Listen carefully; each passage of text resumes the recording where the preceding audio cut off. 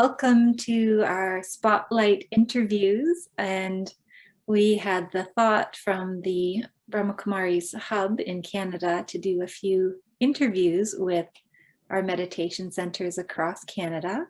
And we've started with Toronto. Toronto Meditation Center is known as Inspiration House.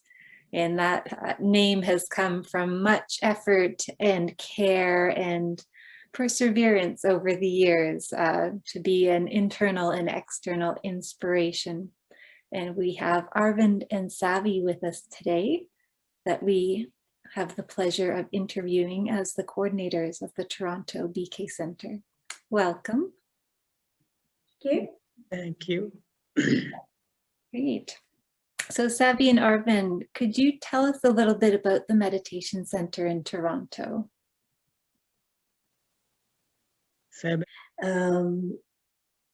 There's a lot of cooperation. And I think that cooperation based on spiritual love is what really inspires others. And the form of the house being Inspiration House is that, you know, now that the building is almost complete without the fence will be up soon.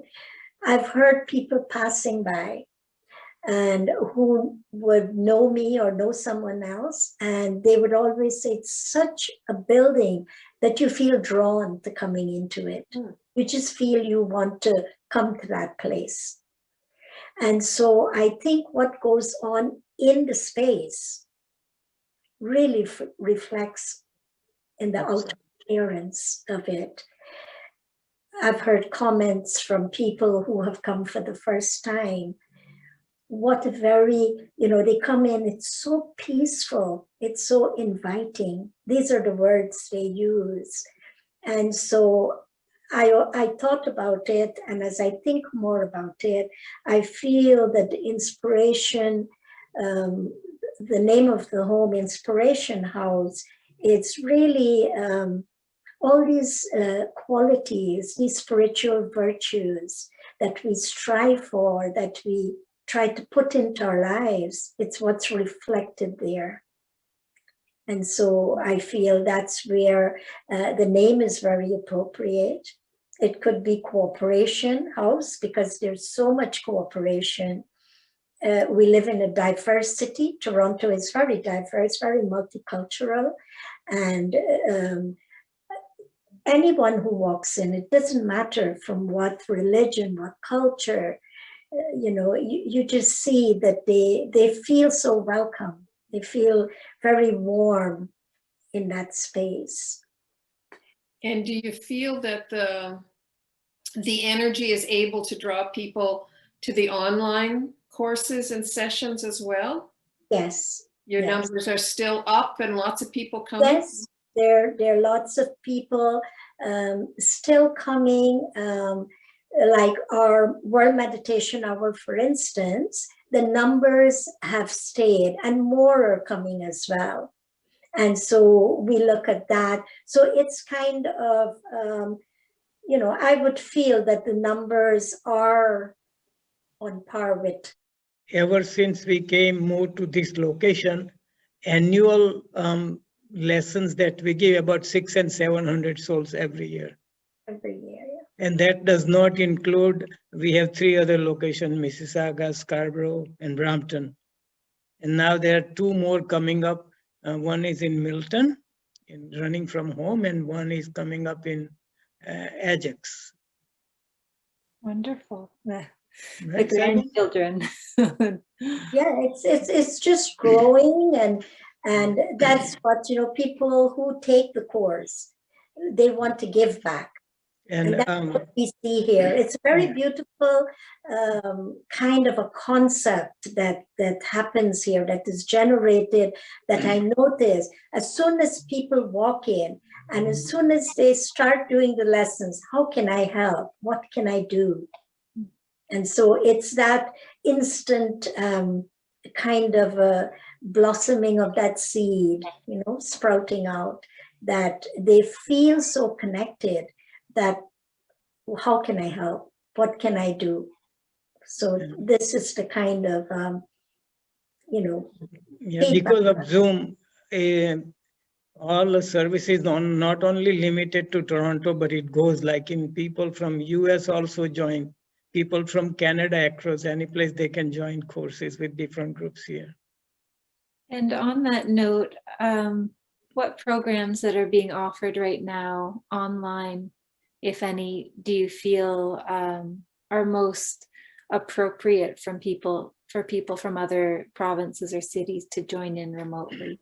If there's one that you would just draw attention to, if you were to have some remote visitors from across the country, is there a particular program you'd point out? Well, I would say there are different ones, but the upcoming ones, I think it's Positive Thinking, and that's a weekend program. It's on the weekends, but the course, the programs are at different times. It's not like one. The only set time is the third Sunday of every month, the World Meditation Hour. So that's a fixed time, it doesn't change. On our website as well, as you've heard, that we have 3 other centers in the GTA area, one in Scarborough, one in Brampton, one in Mississauga. They also have their own space on the website as well. On the Toronto website, you can just click into their sites and you would get all the programs there also, because they're also having programs, different programs to Toronto itself. What is a gem? What is a gem of wisdom you would like to pass on to everyone at this time?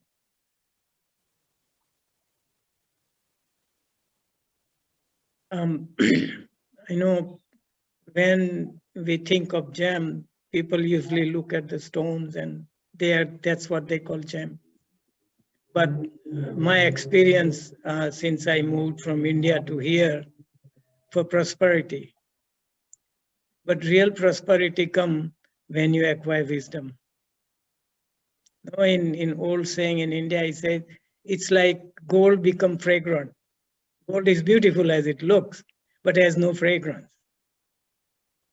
But this knowledge and understanding is adding fragrance to whatever we have, whatever lifestyle we have. It will add fragrance to it and it will make it more beautiful. At this point in time, I would say the wisdom is the culture of caring for others. I think at this time, and our teachings also teach us about caring for the self, because only when we care for the self, we can care for others. And so I think caring for others is truly an extension of the self. And so if we can have that culture of caring based on the seed of love, it will be a wonderful time that the whole world, because what is happening, it's not only Canada or Toronto, but it's a situation in the whole world. And as spiritual people who have dedicated their lives to spirituality, I feel that we can extend our vibrations into the world with that very caring attitude based on that seed of love, embracing everyone as our own. Wonderful. The wisdom and the caring, and we'll be inviting people to join some of your classes and that through the hub. So thank you so much. Thank you.